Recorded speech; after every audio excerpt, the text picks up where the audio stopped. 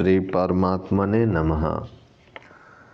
जो सर्वशक्तिमान, सर्व अंतर्यामी, सर्वरूप, सबके परम कारण, पर ब्रह्म पुरुषोत्तम यहाँ इस पृथ्वी लोक में हैं, वही वहाँ परलोक में अर्थात देव गंधर्व आदि विभिन्न अनंत लोकों में भी हैं तथा जो वहाँ हैं वही यहाँ भी हैं। एक ही परमात्मा अखिल ब्रह्मांड में व्याप्त है, जो उन एक ही पर ब्रह्म को लीला से नाना नामों और रूपों में प्रकाशित देखकर मोहवश उनमें नानत्व की कल्पना करता है, उसे पुनः पुनः मृत्यु के अधीन होना पड़ता है।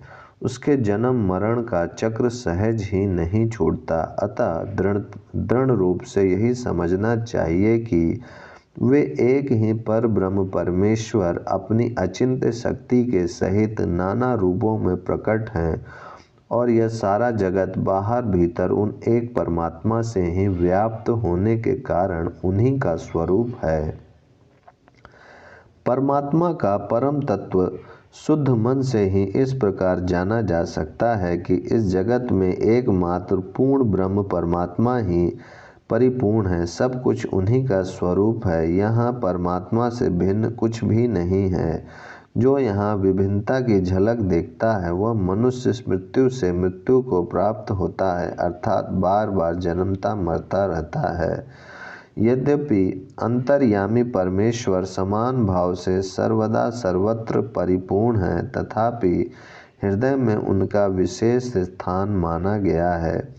परमेश्वर किसी स्थूल सूक्ष्म आकार विशेष वाले नहीं हैं, परंतु स्थिति के अनुसार वे सभी आकारों से संपन्न हैं।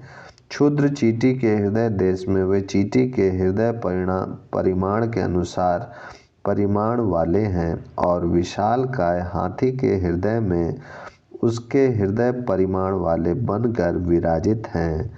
मनुष्य का हृदय अंगुष्ठ परिमाण का और मानव शरीर ही परमात्मा की प्राप्ति का अधिकारी माना गया है। अतः मनुष्य का हृदय ही पर ब्रह्म परमेश्वर की उपलब्धि का स्थान समझा जाता है। इसलिए यहाँ मनुष्य के हृदय परिमाण के अनुसार परमेश्वर को अंगुष्ठ मात्र परिमाण का कहा गया है। इसी प्रकार परमेश्वर को अपने हृदय में स्थित देखने वाला स्वाभाविक ही यह जानता है कि इसी भांति वे सबके हृदय में स्थित है। अतएव वह फिर किसी की निंदा नहीं करता अथवा किसी से घृणा नहीं करता। नचिकेता, यही वह ब्रह्म है जिनके विषय में तुमने पूछा था।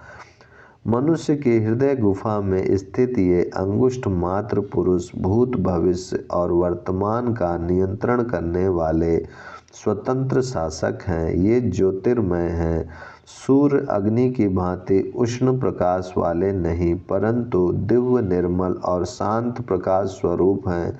लौकिक ज्योतियों में धूम्र रूप दोष होता है, ये धूम्र रहित दोष रहित सर्वथा विशुद्ध हैं।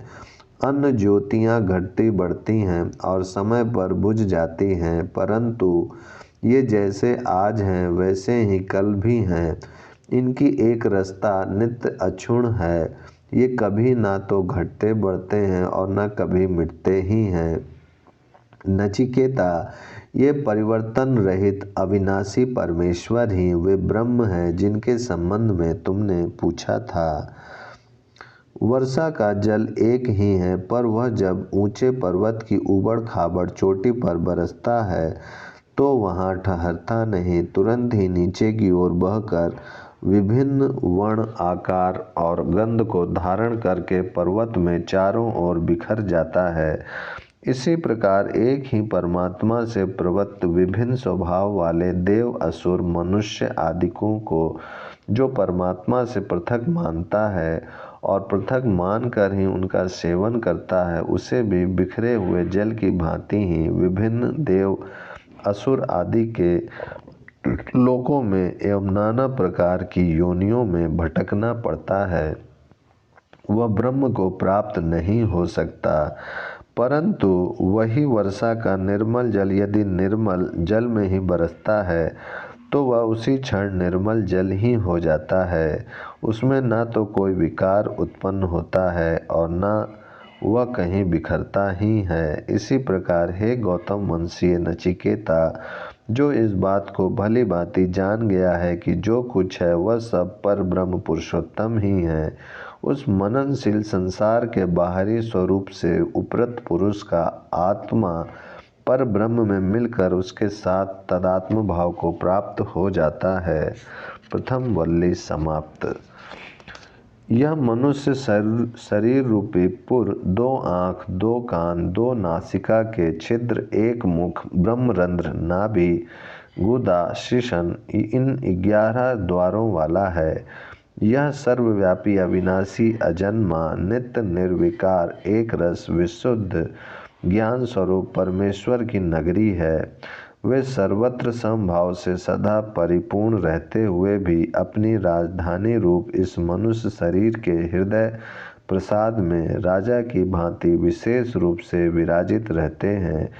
इस रहस्य को समझकर मनुष्य शरीर के रहते हुए ही जीते जी जो मनुष्य भजन, स्मरण आदि साधन करता है, नगर के महिमा महान स्वामी परमेश्वर का निरंतर चिंतन और ध्यान करता है, वह कभी शोक नहीं करता।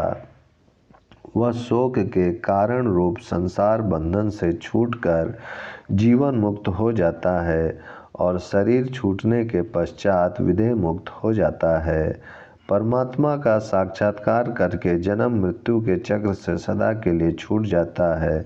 यह जो सर्वव्यापक ब्रह्म है, यही वह है जिनके संबंध में तुमने पूछा था।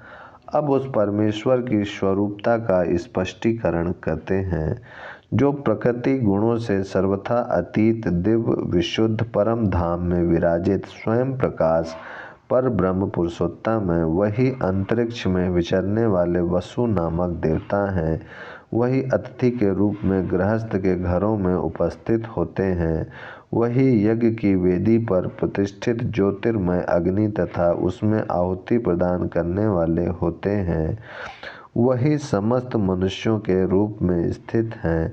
मनुष्यों की अपेक्षा श्रेष्ठ देवता और पितृ आदि रूप में स्थित, आकाश में स्थित और सत्य में प्रतिष्ठित हैं। वही जलों में मत्स्य, शंख, सुक्ति आदि के रूप में प्रकट होते हैं। पृथ्वी में वृक्ष, अंकुर, अन्न, औषधि आदि के रूप में, यज्ञ आदि सत्कर्मों में नाना प्रकार के यज्ञ फल आदि के रूप में और पर्वतों में नद, नदी आदि के रूप में प्रकट होते हैं। वे सभी दृष्टियों से सभी की अपेक्षा श्रेष्ठ, महान और परम सत्य तत्व हैं, जो सर्वथा दोषहीन सर्वसार रूप हंस हैं, स्थित शुचि स्थित अंतरिक्ष में स्थित सर्वोपरि सुख स्वरूप है, समस्त इंद्रियों के नियंता होता है, सबके द्वारा सम्मान्य वेदिसत हैं, घरों में अतिथि हैं या महान ऐश्वर्य स्वरूप हैं, सोम रूप से दुर्णोसत हैं, जो मनुष्यों में उनसे श्रेष्ठ देवताओं में हैं, वेदों में श्रुति या सत्य रूप है, महान प्रकृति में या श्री में है, जल से उत्पन्न मत्स्य आदि में है, पृथ्वी से उत्पन्न वृक्ष अन्न आदि में है, पर्वतों से उत्पन्न नदी आदि में है, जो मुक्त पुरुषों में है, उनमें रहकर जो उनका नियंत्रण करता है वह ऋतजा है, वह और परम सत्य है तथा सब गुणों में सर्वश्रेष्ठ है। शरीर में नियमित रूप से अनवरत प्राण, अपान आदि की क्रिया हो रही है। इन जड़ पदार्थों में जो क्रियाशीलता आ रही है वह उन परमात्मा की शक्ति और प्रेरणा से ही आ रही है। वे ही मानव हृदय में राजा की भांति विराजित रहकर प्राण को ऊपर की ओर चढ़ा रहे हैं और अपान को नीचे की ओर ढकेल रहे हैं। इस प्रकार शरीर के अंदर होने वाले सारे व्यापारों का सुचारू रूप से संपादन कर रहे हैं। उन हृदय स्थित परम भजनीय पर ब्रह्म पुरुषोत्तम की सभी देवता उपासना कर रहे हैं। शरीर स्थित प्राण, मन, बुद्धि, इंद्रियादि के सभी अधिष्ठात्र देवता उन परमेश्वर की प्रसन्नता के लिए उन्हीं की प्रेरणा के अनुसार नित्य सावधानी के साथ समस्त कार्यों का यथाविधि संपादन करते रहते हैं।